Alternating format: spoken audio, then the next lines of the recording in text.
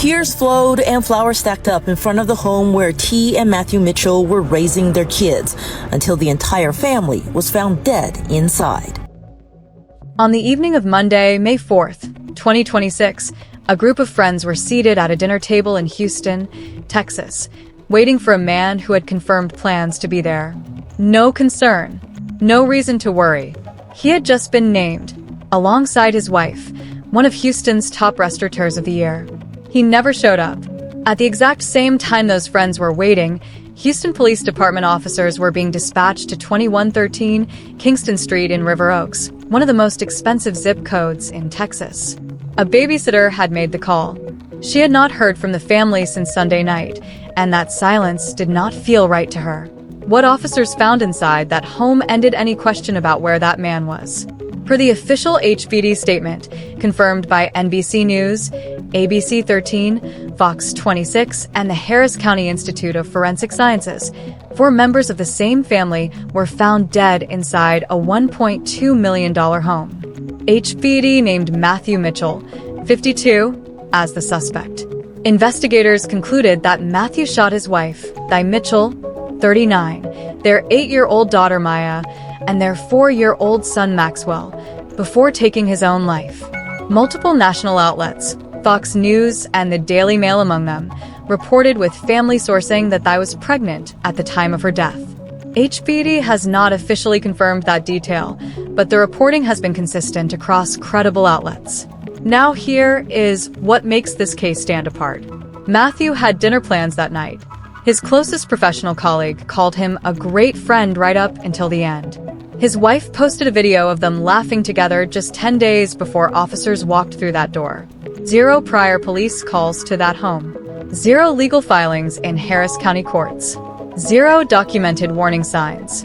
So the question driving this entire documentary is this: how does a man that no one around him was worried about end up named as the suspect in the deaths of his own family? We're going to walk through everything: the people, the timeline, the forensic record, the financial picture, and the one unverified allegation that may be the closest thing to an explanation this case has produced. Stay with us. If you are new here, this channel covers true crime facts first. No filler, no speculation dressed as fact. Subscribe before this video ends. There is more coming. Unsolved. Mystery. Truth. Headline: Uncovered. To understand what officers walked into that Monday evening, you need to understand where they were walking into. River Oaks is not an ordinary Houston neighborhood. It is one of the most affluent, most established communities in the entire state of Texas, the kind of address where welfare checks are rare by design. Quiet streets, established homes, a neighborhood where, for most residents, nothing like this happens. The Mitchell family home sat at 2113 Kingston Street, near Avalon Place. Harris County Central Appraisal District records confirm the property was owned by Matthew and Di Mitchell, a 4-bedroom, approximately 4,000 square foot residence valued at roughly $1.2 million. A neighbor named Cindy, who had lived in River Oaks for 19 years, told local outlet Click 2 Houston after news broke, "We have not had these kinds of tragedies. We do not have robberies.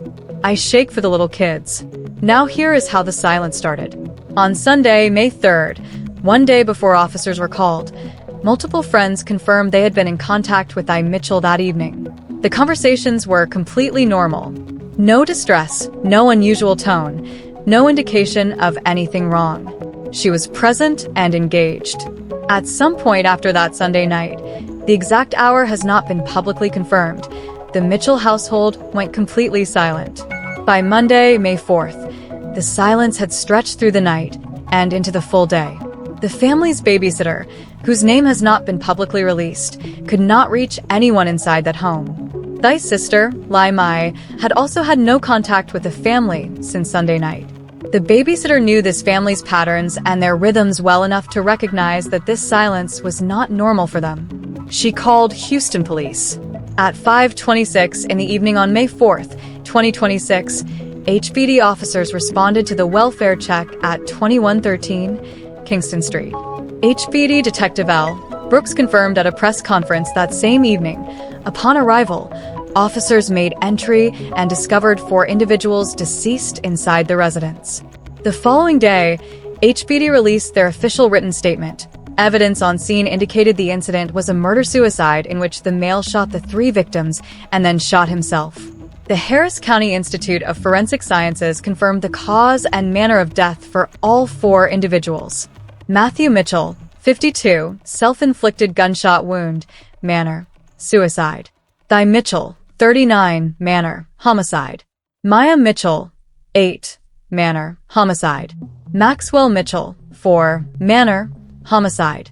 The official recorded time of death for both children was 6:11 in the evening on May 4th.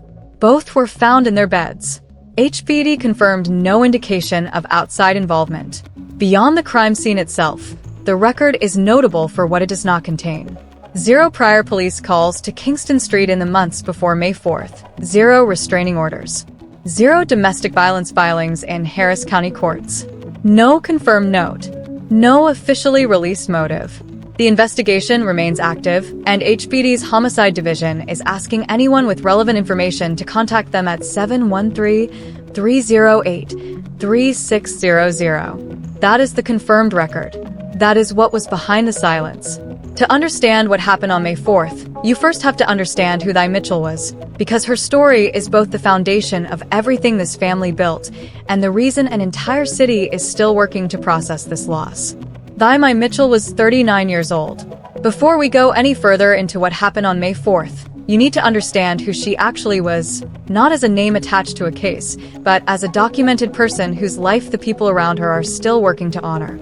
She was born in Chicago and raised in Houston as a first-generation Vietnamese American. From the time she was a young girl, her weekends were spent working at her grandmother and mother's small Vietnamese restaurant in the city. That was her first education in hospitality, not from a classroom, but from watching her family feed people week after week. She built on that foundation deliberately and systematically. She earned her bachelor's degree from the University of Houston, then completed a master's degree in human resources and employment relations from Penn State University. After graduating, she held HR leadership roles at 3 Fortune 500 companies in the hospitality and retail industries. She understood large-scale operations, people management, and how industry relationships are built. She brought all of it directly into the restaurant world when she and Matthew opened Traveler's Table in Houston's Montrose neighborhood in 2019. By 2023, she had launched her own women's fashion brand called Foreign Fare, designed for travelers. By 2024, she and Matthew had opened a second restaurant, Traveler's Cart. She was serving on the board of the Texas Restaurant Association's Greater Houston chapter. In 2025, she was named Greater Houston Restaurateur of the Year, not by outside judges, but by her own industry peers. Eric Sandler, city editor of Culture Map Houston, noted after her death that Thy was extremely active in local philanthropy and served as a mentor to others in the industry. That is her professional character described in 2 sentences by someone who covered the Houston food world closely. It has also been consistently reported by Fox News, the Daily Mail, and multiple national outlets with family sourcing that Thy was pregnant at the time of her death. HPD has not officially confirmed that detail. It is included here, clearly labeled as reported and not yet officially confirmed. Now, what the Houston hospitality community said after the news broke. These were not coordinated statements. These were real industry professionals who chose to speak publicly on their own. Emily Williams Knight, president and CEO of the Texas Restaurant Association, issued a formal written statement saying that had been selected by her peers as Greater Houston Restaurateur of the Year, and that the community would remember her as a ray of light who inspired everyone around her. Craig Howard, president of the Houston TRA Greater Houston chapter, confirmed that just 1 week before May 4th, they had personally hosted the Houston Restaurant Association board meeting at Traveler's Table. 50 industry professionals attended. Howard described it as a great operation with wonderful staff. That was 7 days before officers were called to Kingston Street. Chef Jossie Bendra had been actively in the middle of planning a collaboration dinner with Thy when the news broke. He told reporters she was always planning, always moving forward, always supportive from beginning to end. Sandy Nguyen, co-owner of Saigon Hustle and Sunday Press, wrote that Thai was a true leader in the industry who moved with vision and purpose, unafraid to speak truth while lifting those around her, and that she had a rare balance of honesty and heart. Ron Nguyen, co-owner of Roostar Vietnamese Grill, called the loss heartbreaking and described the Mitchells as friends. Lucas Rasrijuan, chef and owner of 3 Houston Thai restaurants, wrote that she and they had started their restaurant journeys at nearly the same time, chasing similar dreams, sharing the highs, the unbearable challenges, and the pressure that comes with building something from nothing. Photographer Kirsten Gilliam posted a portrait of Thai with the words, "Thank you for your kindness, support, and lasting impact on our community." South House PR, the firm representing both restaurants, called Thai not only a client, but a great friend, a devoted mother and businesswoman. Thai's daughter, Maya Mitchell, was 8 years old, born in 2018. She attended River Oaks Elementary School. 3 days before May 4th, she and her mother spent an afternoon together, shopping for a dress for her Aunt Lai Mai's upcoming wedding in Boston. They stopped for lunch afterward. They posted about it on Instagram, calling it a special afternoon with her daughter. Mai was looking forward to that Boston trip. Maxwell Mitchell was 4 years old, born in 2021. He was found in his bed. That is the full extent of what the public record tells us about where he was. Thai Mitchell's life was publicly visible, documented at every stage, and celebrated by the people who knew her professionally and personally. Her husband's was almost entirely the opposite of that, and that contrast is not incidental. It sits directly at the center of why the question of motive in this case still has no official answer. Most coverage of this case starts and ends with Thai Mitchell. Her life was visible. Her record was documented. Her community responded loudly and publicly. Her husband's story is far more difficult to construct because almost none of it exists in any accessible public record. And in a case where the motive is still officially unknown, understanding what the record actually says about Matthew Mitchell matters more than most people have taken the time to examine. Matthew Mitchell was 52 years old. On paper, his background is genuinely unusual. He earned his bachelor's degree from Emory University. He then spent time studying in France, Italy, and at Oxford University in England. After that, he built a career as a journalist and writer, working in London, Paris, and New York City. He eventually returned to Texas and enrolled at Rice University's Jesse H. Jones School of Management, where he transitioned into the business world. From there, he entered the pharmaceutical industry and rose to become president and CEO of Texas Center for Drug Development Incorporated, a clinical research company, a role he held for approximately 14 years. Then he walked away from pharmaceuticals entirely. He enrolled in culinary school, earned an associate's degree in culinary arts from the Art Institute of Houston, and co-founded Traveler's Table with Thai in 2019. According to the restaurant's Yelp profile, he had been developing the concept since 2014, 5 years before the doors ever opened. Thai's public statements confirmed that Matthew personally named every cocktail on both restaurant menus. He appeared alongside culinary director Stanton Bundy on the local television program Great Day Houston on KHOU to demonstrate the dish that won beat Bobby Flay. In October 2024, he sat alongside Thai on the What's Eric Eating podcast, hosted by Culture Map Houston City editor Eric Sandler, and explained his decision to leave the pharmaceutical industry for culinary school and restaurateuring. He talked about Traveler's Cart as a concept designed to eventually scale into additional locations. That is the documented public record of Matthew Mitchell. It is, by any measure, a full and accomplished life. It is also almost entirely professional. There is no personal digital record of any kind. Matthew Mitchell had zero social media presence. Not minimal, zero. In a period when even genuinely private individuals tend to leave some kind of digital footprint, Matthew's personal views, concerns, and state of mind exist nowhere in any public-facing record. His entire visible identity was tied to the restaurant brand, to Thai's Instagram account, and to the occasional joint media appearance. Who he was outside of that, what he was thinking, what he was carrying, is not something the public record can answer. The people who worked most closely with him say the same thing. Stanton Bundy, the culinary director who worked alongside Matthew for years, who competed on and won beat Bobby Flay during his time at Traveler's Table, spoke to TMZ after the news broke. He said he had only ever seen Matthew and I in a minor disagreement. Not a serious conflict. Not an escalating pattern. A minor disagreement. He described Matthew as a great friend. He said that after learning what had happened, he was questioning his faith. That is a man who knew Matthew professionally for years and saw nothing that prepared him for this. Ryan Brown, the longtime director of operations for both Traveler's Table and Traveler's Cart, has since stepped in to lead both restaurants. Brown has made no public statement about Matthew's state of mind. Whatever he observed, if anything, has not entered the public record. And then there is the dinner table. On the same Monday evening that HPD officers were responding to 2113 Kingston Street, Matthew Mitchell's friends were seated at a dinner table somewhere in Houston waiting for him. He had confirmed those plans. It was a normal Monday evening gathering.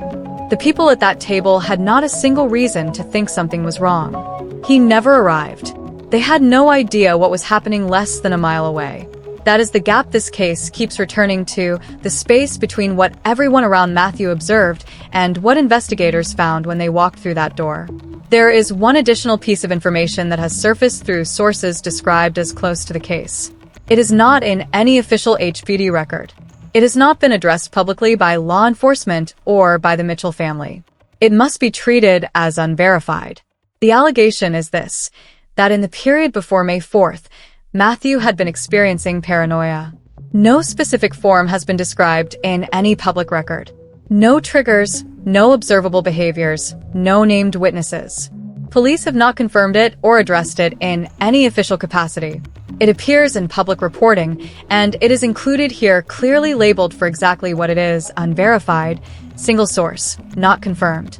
If it is accurate, the most significant thing about it is not the paranoia itself. It is how completely invisible it appears to have been to everyone around him. His culinary director saw nothing. His operations director said nothing. His friends were waiting at a dinner table with no reason to worry. And his wife was posting videos of them laughing together just 10 days before May 4th. That invisibility is the heart of what makes this case so difficult to explain. This investigation is still active and HPD has not released a confirmed motive. When they do, or when any new verified information becomes public, we will cover it here with the same standard. Sourced, accurate, no guesswork. Subscribe and hit the bell. You will not miss the follow-up.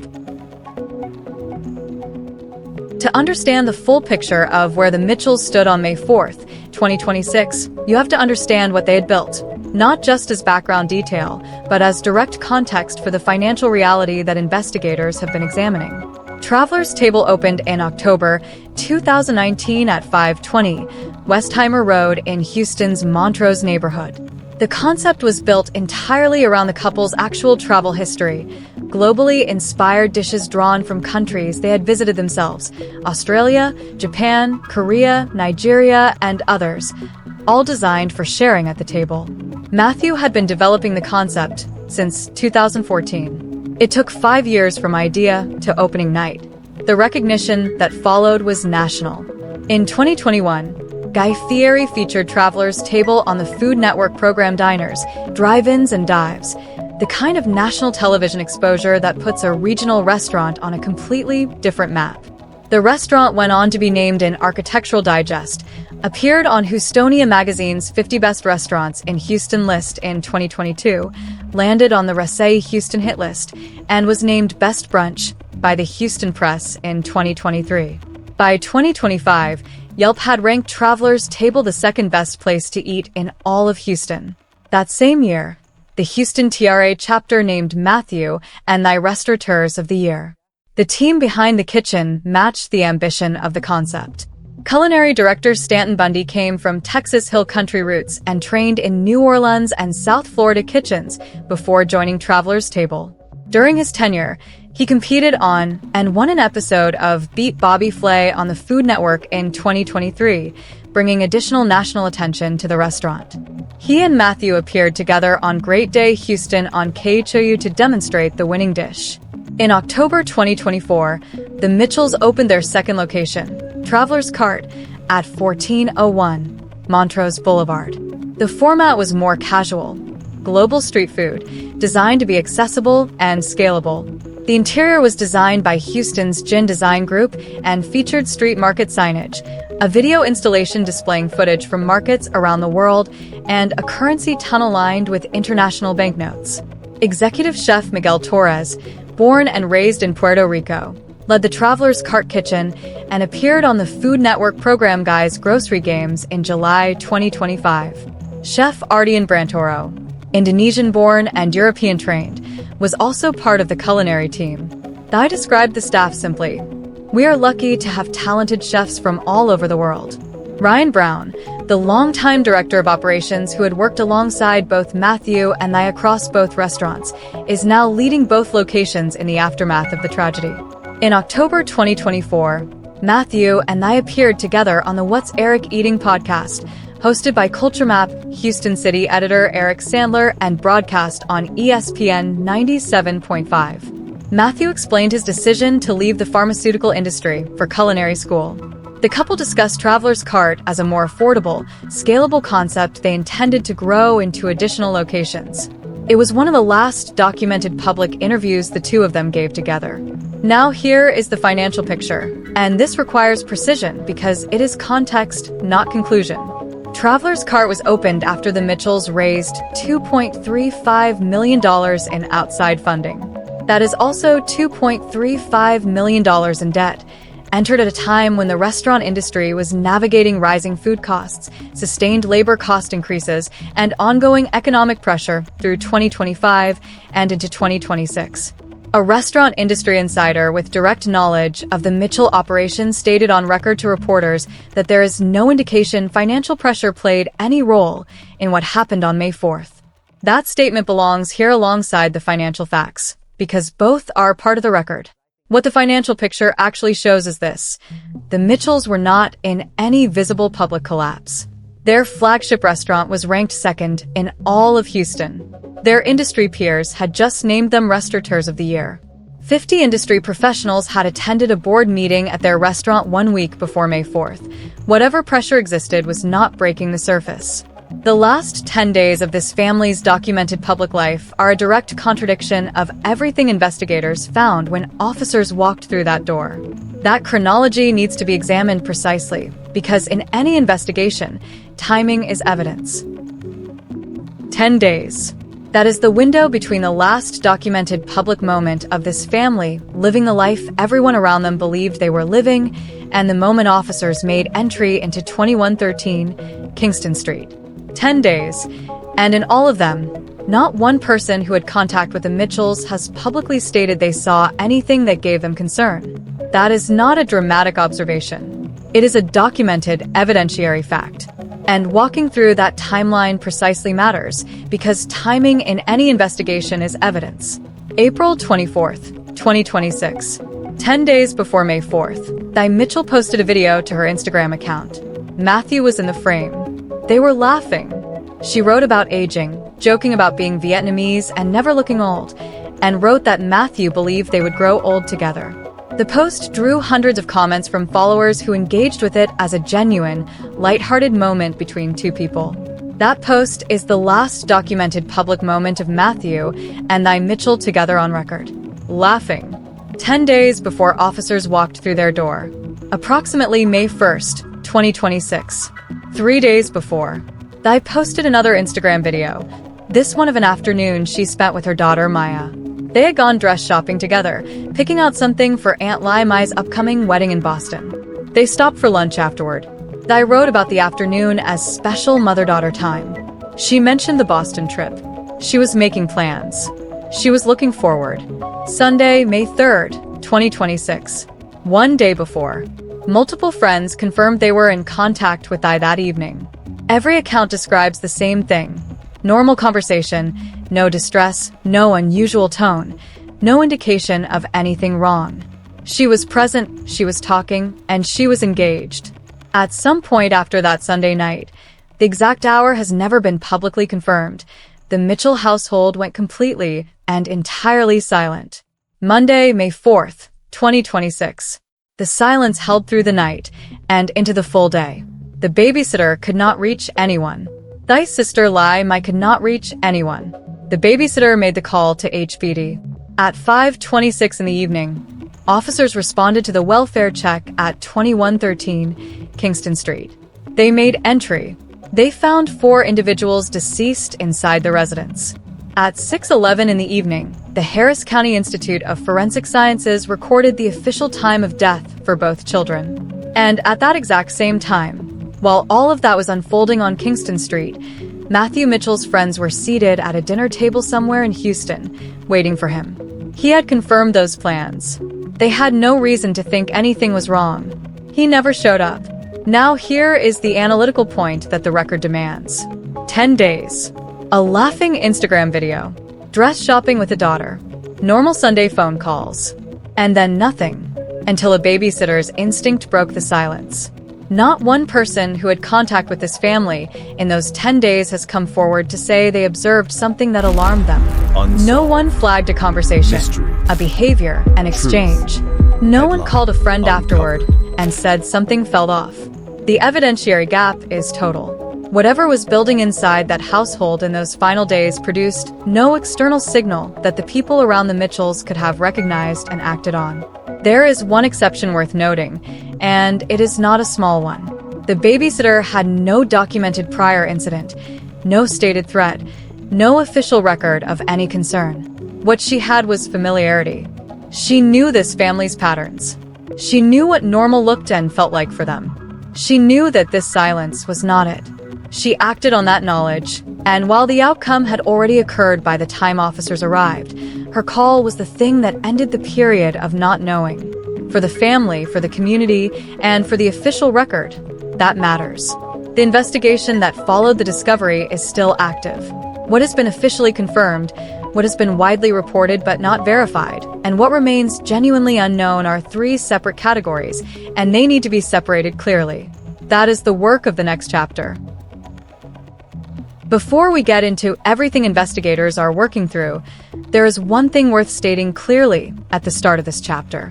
There is no trial in this case. Matthew Mitchell is deceased.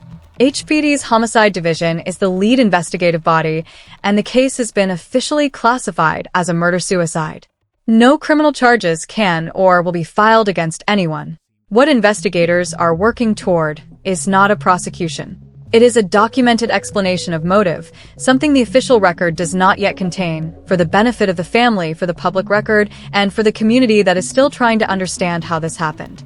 So, let us separate what is known from what is not. The first category is what has been officially confirmed. These are the facts sourced directly from HPD official statements, the Harris County Institute of Forensic Sciences, and reporting confirmed by NBC News, ABC 13, Fox 26, and Houston Public Media. HPD named Matthew Mitchell as the suspect. The Harris County Medical Examiner ruled Matthew's manner of death as suicide and the manner of death for Maya, and Maxwell as homicide, with gunshot wounds confirmed as the cause for all 4. Both children were found in their beds. The official recorded time of death for the children was 6:11 in the evening on May 4th. HPD confirmed no indication of outside involvement. There were 0 prior police calls to the Kingston Street address in the months before May 4th, 0 restraining orders, 0 domestic violence filings in Harris County courts. No note has been publicly confirmed. And as of the publication of this video, no motive has been officially released. The investigation remains active, and HPD's Homicide Division is asking anyone with relevant information to contact them at 713-308-3600. The second category is what has been widely reported but not officially confirmed. This is a single item, and it belongs in the record clearly labeled. Multiple national outlets, Fox News, the Daily Mail, and others, reported with family sourcing that Thai was pregnant at the time of her death. HPD has not confirmed this detail in any public statement. It has been reported consistently enough across credible outlets to warrant inclusion here. It is not confirmed. It is reported. The third category is what is unverified and single source. That is the paranoia allegation, sourced through unnamed individuals described as close to the case, not present in any official record, not addressed publicly by law enforcement or by the Mitchell family. It appears in public reporting. It is included here clearly labeled as unverified. Nothing more. Now here is what investigators are actually working through in a case where the primary suspect is deceased and cannot provide a direct account. In situations like this, homicide investigators build their picture through several parallel tracks. Digital forensics are primary: phone records, email, text communications from the weeks and days before the event. Matthew's complete absence from social media means investigators are working almost entirely from private digital sources to reconstruct his recent communications and state of mind. There is no public-facing digital record to anchor to. Every piece of his digital life has to be retrieved through records requests and device forensics. Financial records run alongside that: bank accounts, business financials, the debt load associated with the $2.35 million funding raise for Traveler's Cart, insurance policies, and any financial activity in the period before May 4th that might indicate pressure or planning. Interviews form the third track. Professional colleagues, personal friends, family members, anyone who had contact with either Matthew or I in the days and weeks before May 4th. Stanton Bundy has spoken publicly. Ryan Brown has not. Everyone in between has either made a public statement or has not, and the investigators are working through all of them. Scene forensics from 2113 Kingston Street provided the initial basis for the murder-suicide classification. That physical evidence has not been publicly detailed beyond what HPD released in their written statement. And THICE social media provides something rarely available in cases like this: a verified external timeline. Her Instagram posts through April 24th, the dress shopping video on approximately May 1st, the confirmed friend contacts on Sunday, May 3rd. All of it gives investigators a documented baseline of what the household looked like from the outside in the days leading up to May 4th. None of the internal findings from any of these investigative tracks have been publicly disclosed. The case is active. On the financial angle specifically, the $2.35 million funding raise that built Traveler's Cart created a documented debt load entering one of the most difficult operating periods the restaurant industry has faced in years. That financial context is real. But a restaurant industry insider with direct knowledge of the Mitchell operation stated on record to reporters that there is no indication financial pressure played any role in what happened on May 4th. Both that context and that denial belong in the factual record together. One does not cancel the other. Financial pressure is backdrop. It is not confirmed motive. On the paranoia allegation, if accurate, the investigative question it raises is specific. Was whatever Matthew was experiencing the kind of internal crisis that develops entirely without surfacing observable behavior? Based on everything the record shows, Stanton Bundy seeing only a minor disagreement over years of close work, friends having a dinner reservation with no concern, THICE Instagram active and forward-looking through April 24th, normal Sunday phone calls on May 3rd, the behavioral record shows nothing. If something was building internally, it did not break through. That is not an explanation. It is a behavioral and forensic gap that investigators are actively trying to fill. And that brings us to perhaps the most important thing this case clarifies about how we understand warning signs. 0 prior police calls to Kingston Street is not proof that nothing was wrong. 0 legal filings is not proof of 0 conflict. Those facts mean nothing reached the threshold of an official record. They do not mean the household was safe. Systems that require documentation as the basis for recognition will consistently miss situations where the crisis is entirely internal, where the danger never produces a call, a filing, or a record of any kind. The Mitchell case is a direct and documented example of that gap. And it is the gap that HPD's ongoing investigation is still actively working to close. We are heading into the final chapter now. The community response, what has happened to the restaurants, and what this case tells us that matters beyond this specific family. If you are watching this on the day it drops, the investigation is still open. When HPD confirms a motive or closes this case, we'll be back with a follow-up. Subscribe now. Hit the bell. This is how you make sure you get that update the day it goes live. On the morning of Tuesday, May 5th, 2026, the day after officers made entry at 2113 Kingston Street, the staff of Traveler's Table and Traveler's Cart reported for work. Both restaurants opened. Houston was served. No announcement was made requiring them to show up. No one had to ask. These were the people Thai and Matthew had hired, trained, and built something with over years, and they came in anyway. On Wednesday, May 6th, Traveler's Table and Traveler's Cart released an official statement through their Instagram account. It read, "As Traveler's Table and Traveler's Cart remain open for business, we want to thank our loyal staff who have shown up and worked through these difficult circumstances, ensuring that we continue to serve our community. We are asking for unity and respect for our privacy as we navigate this immense loss.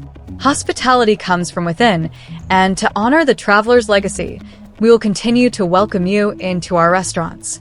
Ryan Brown, the longtime director of operations who had worked alongside Matthew and Thai across both locations, confirmed he was taking the lead on both restaurants going forward. On May 5th, Thai's sister Lai Mai posted to Facebook. Her statement read, "We are heartbroken to share that my sister, Thai, and her beloved children, Maya and Max, passed away last night. Our family is grieving deeply and asks for privacy during this incredibly difficult time. Funeral arrangements will be shared when they are available." She did not name the circumstances. She did not name Matthew. She thanked people for their understanding and support, and she asked for privacy. Outside the Mitchell residence on Kingston Street, a memorial began to grow. Nextars, KTH Houston, and multiple other outlets reported flowers, photographs, and handwritten notes left at the property. One note read, "Our thoughts and prayers are with you. People who had eaten at Traveler's Table, people who had followed Thai's Instagram, people who had never met the family but felt the weight of what happened. They came to leave something behind." The industry response, as documented in Chapter 3, came without coordination. Craig Howard, president of the Houston TRA Greater Houston chapter, described Matthew and Thai as a power couple the industry had been watching build something real and lasting. Emily Williams Knight, CEO of the Texas Restaurant Association, closed her formal statement with a call to the industry to honor Thai's memory by showing up for each other with compassion and care. Sandy Nguyen, Ronnie Nguyen, Lucas Rasrijuan, and Kirsten Gilliam each posted their tributes independently, not because a publicist asked them to, but because the loss was personal. Here is what the record shows about the people at the center of this case. Thai Mitchell was 39 years old, first-generation Vietnamese American, Penn State master's degree, HR executive across 3 Fortune 500 companies, founder of Foreign Fare, board member of the Texas Restaurant Association, 2025 Greater Houston Restaurateur of the Year, co-owner of 2 nationally recognized restaurants, reportedly expecting a 3rd child. Her peers described her as a ray of light. Maya Mitchell was 8 years old. She attended River Oaks Elementary School.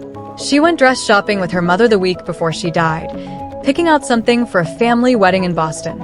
Maxwell Mitchell was 4 years old. Matthew Mitchell was 52 years old, educated at Oxford, former pharmaceutical CEO, culinary school graduate, co-founder of 2 restaurants that his own industry named among the best in Houston. A man whose closest colleague called him a great friend and said he never saw it coming. A man whose motive, as of this video, has not been officially confirmed. 3 things this case puts on record directly. First, the absence of an official record is not proof that a household is safe. 0 prior calls to Kingston Street meant nothing was documented, not that nothing was wrong. Second, serious internal crises can develop without producing any observable external signal. That is not a theoretical concern. This case documents it. Third, when a family's established pattern breaks and no official record exists to confirm danger, the instinct of someone who knows that family well enough to recognize the difference is still evidence worth acting on. The babysitter acted on it. The outcome had already occurred, but the period of not knowing ended. Both restaurants are open. Ryan Brown and the staff are there every day. The traveler's legacy is being maintained by the people Thai and Matthew built it with. The investigation is active. The motive is officially unknown. And on Kingston Street in River Oaks, the memorial is still growing. If you or someone you know is in crisis, the 988 Suicide and Crisis Lifeline is available by call or text at 988, free, confidential, and available 24 hours a day. The National Domestic Violence Hotline can be reached at 1-800-799-7233. If you have any information relevant to this investigation, HPD's Homicide Division tip line is 713-308-3600. This case is still developing. HPD has an active investigation, and this story does not end here. When new confirmed information becomes public, on motive, on the investigation's findings, we will cover it here with the same standard you just watched: sourced, accurate, and fact-first. If that is the kind of true crime coverage you are looking for, subscribe, hit the bell, and drop a comment below. We read every one. See you in the next one.